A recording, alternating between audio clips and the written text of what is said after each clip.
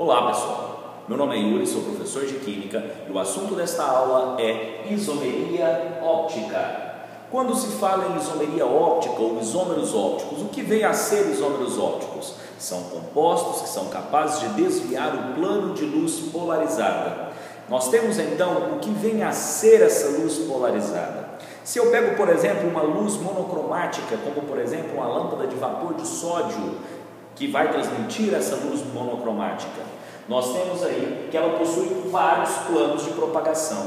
Só que ao passar essa luz não polarizada por um prisma de Nicol, que é feito através de cristais de calcita com bálsamo do Canadá, nós temos então que essa luz, ela passa a ser uma luz com um único plano de propagação. Essa luz com um único plano de propagação é denominada de luz polarizada. Então nós temos aqui uma luz com um único plano de propagação que é chamada de luz polarizada. Ao incidir essa luz polarizada sobre uma solução que apresente um isômero óptico, este isômero óptico ele vai ser capaz de promover um desvio no plano de luz polarizada, caracterizando então o isômero óptico. Nós temos então que este desvio ele pode acontecer para a direita e para a esquerda dentro da classificação. Se ele acontecer para a direita, nós vamos apresentar então um D positivo, que é uma substância destrógena.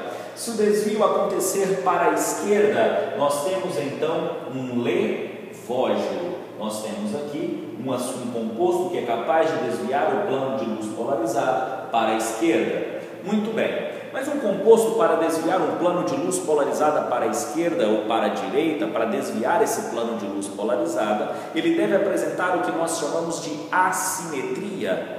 Nós podemos ter então compostos assimétricos com a presença de carbono quiral, ou então derivados alênicos, que são compostos que não possuem carbono quiral, mas que também são capazes de desviar o plano de luz polarizada.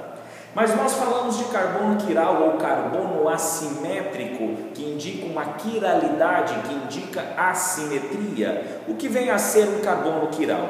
Carbono quiral é um átomo de carbono que apresenta 4 ligantes diferentes. Se eu pego, por exemplo, este átomo de carbono que nós temos aqui, ó, neste composto, eu tenho aqui carbono ligado a hidrogênio, OH, CH3, COOH. Então nós temos a fórmula do composto, e esse composto possui carbono com 4 ligantes diferentes. Hidrogênio é diferente de grupamento hidroxila, que é diferente de grupamento CH3, que é diferente do grupamento carboxila, COOH.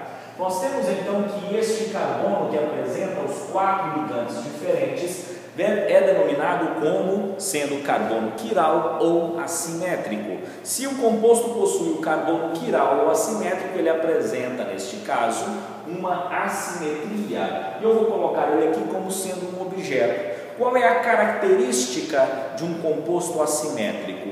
Se eu pego o seu objeto e coloco em frente a um espelho, nós temos então que eu vou obter a sua imagem. É como se eu pegasse a minha mão esquerda, coloco em frente ao espelho, eu obtenho como imagem a minha mão direita. O que eu posso observar com esse objeto e essa imagem? Eu não posso fazer uma sobreposição do objeto e da imagem, devido a apresentar uma assimetria. Neste caso eu tenho um objeto que é o ácido lático, a representação do ácido lático, e nós temos aqui um espelho, nós temos então a sua imagem.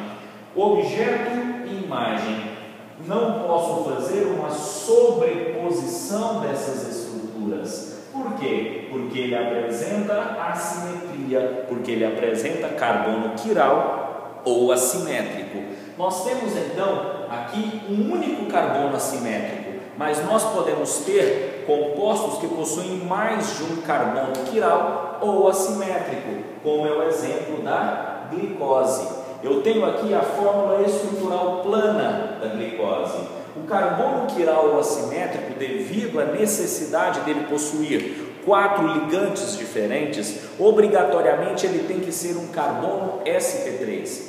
Ele é o carbono que apresenta somente simples ligações, que apresenta somente ligações do tipo sigma. Por exemplo, este primeiro carbono, nós temos aqui que ele é um carbono que possui uma insaturação. Se o carbono possui dupla ou possui tripla ligação, ele não pode ser considerado um carbono quiral ou assimétrico.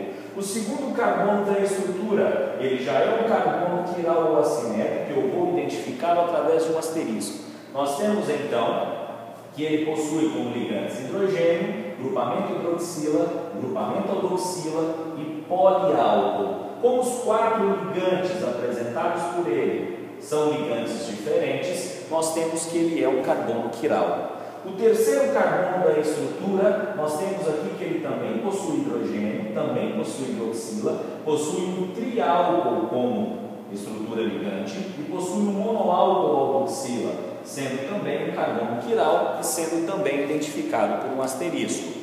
Nós temos o quarto carbono da cadeia, que possui hidrogênio, hidroxila, diálcool e diálcool aldoxila, sendo também 4 ligantes diferentes, sendo também um carbono quiral. O quinto carbono da cadeia carbônica da glicose, nós temos aqui hidrogênio, hidroxila, monoálcool, triálcool aldoxila, nós temos também um carbono quiral. O último carbono da cadeia, observe que ele apresenta 2 ligantes iguais, hidrogênio e hidrogênio, portanto ele não é carbono quiral. Nessa estrutura nós temos quantos carbonos quirais? 4 carbonos quirais, então número de carbonos quirais, 4. Bem, para o número de carbonos quirais, através do número de carbonos quirais, nós podemos determinar o número de isômeros ópticos ativos e o número de isômeros ópticos inativos formados através desse composto. O que vem a ser o isômero óptico ativo? Nós temos aí que são as conformações espaciais possíveis capazes de desviar o plano de luz polarizada que eu posso obter através deste composto. Ou seja, quantas representações espaciais diferentes este composto pode apresentar e que vai ser capaz de desviar o plano de luz polarizada. No caso da glicose, como nós temos 4 carbonos quirais, nós temos então que esse número de carbonos quirais eu vou aplicar na seguinte fórmula, 2 elevado a n, que é o número de isômeros ópticos ativos, ou seja, que é o número de conformações espaciais possíveis para este composto. Eu tenho então 2 elevado a n, que é 4, 2 elevado à quarta é igual a 16. Então nós temos quantos isômeros ópticos ativos? 16. Quantas conformações espaciais possíveis? 16. Mas para cada composto que eu tenho destrógeno, eu devo ter um levógeno. Ou seja, desses 16, 8 vão desviar o plano de luz polarizada para a direita. Ou seja, 8 vão ser destrógenos. E os outros 8? Os outros 8 devem desviar o plano de luz polarizada para a esquerda, sendo, portanto, levógenos. Nós temos então, nós devemos salientar que uma mistura equimolar de destrógeno e levógeno vai formar o que nós chamamos de isômeros ópticos inativos, ou seja, mistura racêmica ou racemato. O que vem a ser isso? Se eu pego um número de compostos que desvia o plano de luz polarizada para a direita, eu pego o mesmo número que desvia para a esquerda, com formações espaciais diferentes de um mesmo composto, de uma mesma substância, e coloco em um único sistema, no momento em que ocorrer a incidência da luz polarizada, eu vou ter uma mesma quantidade de compostos tentando desviar essa luz para a direita e uma mesma quantidade tentando desviar para a esquerda. Dessa forma, a luz passa sem sofrer desvio, que é o que nós chamamos de mistura racêmica ou racemato, ou mistura óptica inativa, que são os isômeros ópticos inativos. Para determinar o número de isômeros ópticos inativos, basta eu pegar, neste caso, a fórmula 2 elevado a n menos 1, que é representado por 2 elevado a 4 menos 1, que é igual a 8. ou seja, eu posso obter 8 misturas racêmicas. Mas professor, o que isso? Qual é a relação que tem? 8 misturas racêmicas, 8 destrógenos e 8 levógenos. A mistura racêmica, ela é obtida através da mistura de destrógeno e levógeno. Então eu posso obter 8 misturas inativas para este composto, para a glicose. Então isso que nós temos aqui é o que vem a ser isomeria óptica. Até mais, tchau, tchau, obrigado.